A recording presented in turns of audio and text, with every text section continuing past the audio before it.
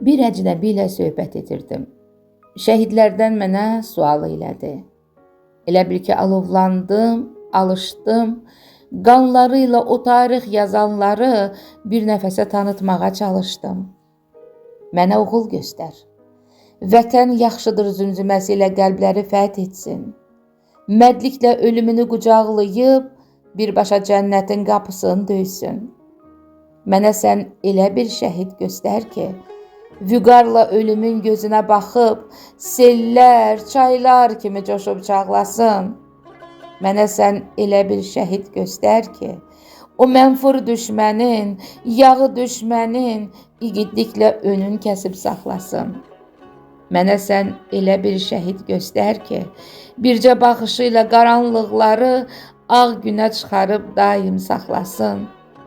Mənə sən elə bir ordu göstər ki, 30 illik yolu şücaəti ilə 44 günə gedib zəfər qazansın.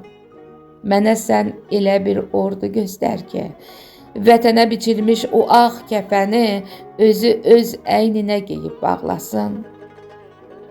Mənə sən elə bir əskər göstər ki, düşmənə dağ çəkib gözəl Şuşanın dumanlı, qarlı, uca zirvələrin bir su içimi tək qalxıb dırmansın.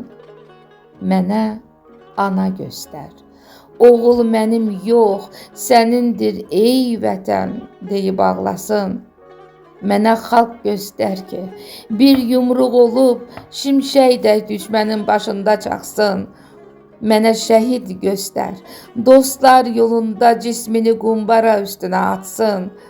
Mənə sən elə bir əskər göstər ki, tək başına bir ordu ilə vuruşsun.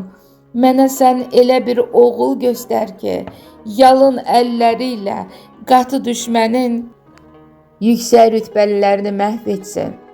Polad Həşimovun qisasını alıb, şanlı tarixə əbədi həkk olsun.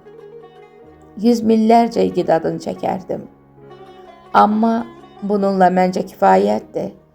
Onların şərəfli, pak məzarları bizim üçün müqəddəs ziyarətdir. Göstərə bilməzsən. Yox, göstərə bilməzsən. Yorma özünü.